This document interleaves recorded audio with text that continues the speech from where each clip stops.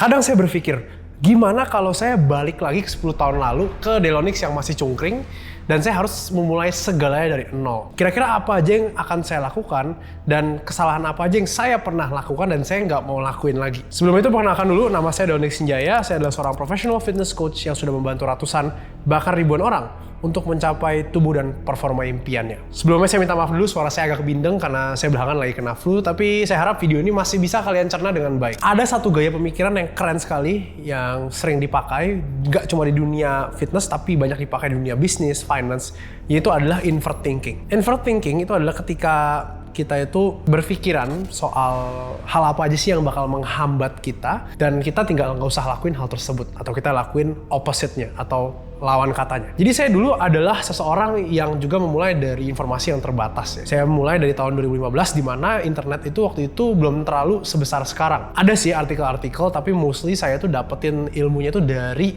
forum kalau kalian tahu. Jadi beberapa poin ini adalah kesalahan yang pernah saya lakuin juga. Jadi saya tinggal invert thinking aja, saya tinggal nggak usah lakuin kesalahan yang saya lakuin. Jadi ada beberapa poin, saya harap kalian jangan lakuin kesalahan yang saya lakuin. Kita masuk ke hal yang pertama. Belajar dari gerakan dasar dahulu. Kalau bisa semua gerakannya. Ketika awal saya latihan, saya belum tahu banyak tentang gym. Jadi yang saya lakukan adalah saya tinggal lihat orang yang di sebelah saya, dia lakuin apa, saya tinggal contek. Orang itu latihan dada, bench press, saya bench press. Orang itu latihan bahu, latihan shoulders, saya ikutin. Orang itu skip leg day, juga saya skip leg day. Karena saya waktu itu bahkan nggak tahu pentingnya latihan kaki gitu. Saya nggak tahu apa-apa. Meskipun sebenarnya mencontek orang itu bukan sepenuhnya salah ya. Tapi di sini kita bisa untuk mengubah beberapa hal biar latihan kita tuh lebih optimal. Jadi jika saya mulai dari nol, saya akan belajar gerakan compound yang dasar dulu. Jadi gerakan compound atau gerakan yang melibatkan lebih dari 2 sendi itu ada beberapa, dan ini didasarkan dari gerakan dasar manusia. Saya masukin jadi 5 ya. Pertama itu ada squat. Squat itu adalah ketika kalian jongkok. Kalian bisa untuk pakai squat, barbell back squat, zercher squat. Kalian bisa mulai dari leg press, apapun yang menyerupai jongkok. Jadi kaki kalian itu nekuk, lututnya itu dekat ke dada kalian. Selanjutnya itu ada hinge, di mana kita menggunakan otot-otot panggul atau pinggul kita. Contohnya adalah deadlift, ada hip thrust, dan ada macam-macam gerakan hinge lainnya. Yang selanjutnya ada gerakan press, gerakan mendorong ya, ini gerakan upper body. Kita bisa pakai bench press, kita bisa pakai shoulder press, nekennya ke atas. Jadi apapun gerakan mendorongnya. Yang selanjutnya adalah gerakan pull atau gerakan menarik. Kalian bisa pakai pull down, pull up, rows, apapun yang menarik melibatkan otot back dan biceps kalian. Yang terakhir adalah gerakan core atau gerakan-gerakan otot tengah tubuh kalian. Bisa ab crunch, bisa hyperextension, bisa juga rotation ataupun side bending. Jadi dengan 5 gerakan ini kan itu sebenarnya sudah mencakup semua otot yang ada di tubuh manusia. Mungkin ada plus minus, kalian bisa tambahin bicep curl ataupun tambahin tricep extensions gitu-gitu yang gerakan kecilnya. Dengan kita melatih semua fungsi dasar tubuh, gak ada otot yang kita lupakan. Jadi daripada teman-teman itu cuma mikir saya cuma pengen gedein dada ataupun shoulder, jangan. Saran saya daripada ngabisin waktu, latih semua bagian otot kalian. Karena hampir semua orang yang mulainya kayak saya akhirnya nyesal kenapa saya nggak latihan kaki dari awal ya. Kita masuk ke poin yang kedua. Kalau saya mulai dari nol, saya akan latihan seminggu 4 kali aja. Dan waktu lebihnya saya akan pakai untuk belajar keterampilan lain. Saya sangat menyesal dulu terlalu sempit memandang dunia latihan. Yang saya pikirkan itu hanya otot, otot, dan otot. Gitu. Makanya saya biasa menyebut diri saya dulu tuh kayak meathead gitu ya. Orangnya cuma mikirin otot doang. Tapi yang saya tidak pikirkan adalah gimana caranya saya mempunyai keterampilan atau skill yang mungkin aja berguna di kemudian hari. Atau at least saya enjoy ketika ngelakuinnya. Misalkan saya harusnya latihan basket lebih sering, ataupun latihan bela diri, ataupun belajar olahraga lain gitu. Kenapa saya menyesal tidak berlatih skill atau keterampilan lain di luar gym ketika zaman dulu? Melatih skill lain di luar gym itu akan memberikan beberapa manfaat untuk kalian. Yang pertama itu akan mengurangi yang namanya kejenuhan. Ketika kalian hanya pergi ke gym aja, nggak ada olahraga lain atau nggak ada hobi lain, maka akan ada satu titik di mana gym kalian itu progresnya akan lebih melambat atau mungkin stuck. Dengan kita mempunyai skill lain, mungkin kita bisa untuk transfer dulu energi kita lebih banyak untuk berlatih skill tersebut. Nanti baru lagi balik ke gym. Karena dalam prosesnya gym itu juga akan ada yang namanya stagnasi ataupun stuck tadi. Yang kedua adalah ketika kalian belajar skill lain, apalagi olahraga lain, kemungkinan besar kalian akan menambah aktivitas harian kalian. Jadi energi pengeluaran kalian juga akan lebih banyak.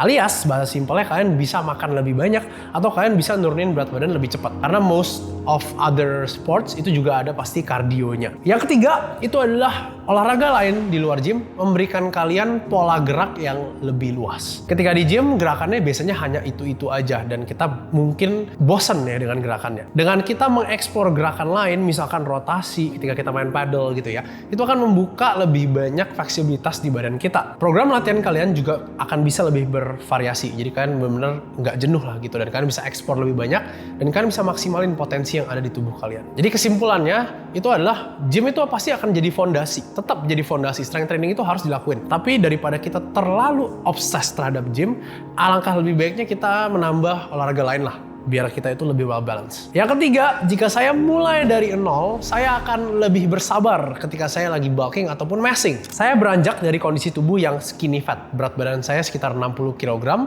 tapi saya punya perut yang lumayan buncit, jadi kayak agak aneh dilihat. Waktu itu yang saya tahu itu adalah hanya saya harus makan banyak biar otot saya jadi besar gitu. Eat big to get big. Meskipun benar, ternyata saya juga melakukan kesalahan yang banyak sekali orang lakukan, yaitu adalah overeat atau makan terlalu banyak. Jadi sebenarnya surplus ketika kita ingin menaikkan massa otot itu sebenarnya nggak harus sebanyak itu.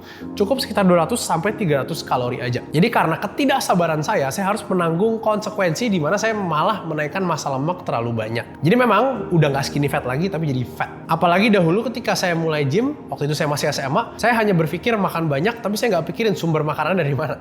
Jadi makanannya jorok, sumber proteinnya seadanya. Jadi saya benar-benar cuma makin gendut aja. Kalau saya bisa mulai lagi dari nol, saya akan benar-benar perhatiin sumber protein yang saya makan. Saya akan makan lebih banyak sumber protein yang lebih lean ya. Contohnya dada ayam, ataupun beef, ataupun seafood dari prawn gitu ya, atau dari ikan. Jadi sumber-sumber ini akan saya prioritaskan. Daripada dahulu yang saya berpikir ya, ini bodohnya saya berpikir kornet itu adalah sumber protein yang bagus gitu. Padahal proteinnya cuma berapa persen, dan sisanya tuh apalah nggak tahu campurannya. Belum lagi sodiumnya tinggi. Jadi dari sini kita harus perhatikan dulu ya, sumber protein dan juga kalorinya jangan terlalu berlebih. Jadi kalau saya bisa mulai dari nol, sekali lagi saya akan lebih bersabar. Karena proses membangun otot itu tidak sebentar. Kita butuh konsistensi, kita butuh kesabaran, kita butuh disiplin. Hal ini mengingatkan saya bahwa fitness itu adalah sebuah perjalanan yang panjang. Kita bisa bilangnya seperti maraton. Dan ini poin yang terakhir yang saya akan lakukan jika saya kembali lagi menjadi nol, jadi kurus lagi.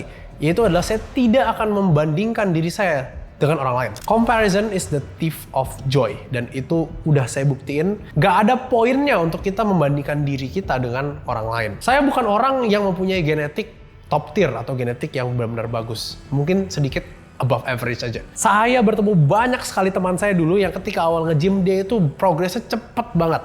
Progresnya bisa dibilang 2 kali lipat lebih cepat dari saya bahkan. Ketika saya baru bisa squat 60 kilo, dia bisa 120 kilo gitu. Dah, jujur saya ngiri gitu kan. Ketika waktu itu saya jadi mempunyai mindset kompetitif yang tidak sehat. Jadi saya tuh jadi kayak, kok bisa ya dia begitu? Kok saya nggak bisa ya? Saya juga jadi lebih self-conscious dan saya impostor syndrome ya. Jadi saya juga nggak percaya diri gitu lah istilahnya. Tapi waktu pun berjalan, ada banyak orang yang baru masuk dan mempunyai potensi yang lebih tinggi dari saya. Tapi juga banyak orang yang nggak lama mereka keluar. Dan pada akhirnya 10 tahun berlalu, posisi saya itu udah jauh lebih di atas mereka yang even punya potensi yang lebih tinggi dari saya. Jadi di sini saya adalah bukti hidup di mana konsistensi dan juga disiplin itu akan mengalahkan genetik jika genetik itu tidak konsisten dan disiplin. Saya mau kalian coba tanemin satu pola pikir ini ke otak kalian. Mau orang lain progresnya lebih cepat, mau genetik orang lain lebih bagus, mau orang lain itu lebih kelihatan keren di awal dibanding kalian, it doesn't matter. Gak ada yang berpengaruh ke diri kalian. Karena pada akhirnya itu cuma kalian lawan kalian lagi. Kalian cuma membandingkan diri kalian dengan diri kalian yang lalu. Progress. Karena dengan kalian tahu pun orang lain lebih jago dari kalian, ya kalian bisa apa gitu. Paling jauh ya kalian juga tanya mereka, oh gimana caranya biar lebih cepat. Udah, sisanya kalian juga tetap harus lakuin hal tersebut. Kayak it doesn't matter. Jadi yang kalian harus pikirin itu adalah gimana cara kalian lebih baik lagi dibanding kemarin. Dan lagi pula ingat, bakat ataupun potensi tanpa konsistensi itu semua nol. Jadi jangan iri sama orang, jangan berpikiran kalian progresnya lambat. Gak ada yang tahu. Teman saya gak ada yang tahu 10 tahun lagi saya jadi kayak gini gitu. Gak ada yang tahu mereka. Jadi itu adalah poin-poin yang penting yang saya harap saya bisa perbaiki jika saya kembali lagi ke titik nol saya. Dan saya harap jika kalian dengar ini dan kalian ada dalam progress fitness kalian, mau punya badan yang bagus tapi kalian ngerasa semuanya udah kayak pengen gagal gitu, keep going. Karena semua orang pasti pernah melakukan kesalahan. Termasuk saya, pasti pernah melakukan kesalahan. Apakah jika saya memperbaiki kesalahan saya yang kemarin saya akan berbeda? Mungkin enggak. Karena semua orang harus lewatin itu semuanya satu-satu. Karena tanpa kesalahan itu, saya mungkin nggak akan ada di sini. Akhir kata, saya Dodi Sinjaya. Sampai jumpa di video yang selanjutnya.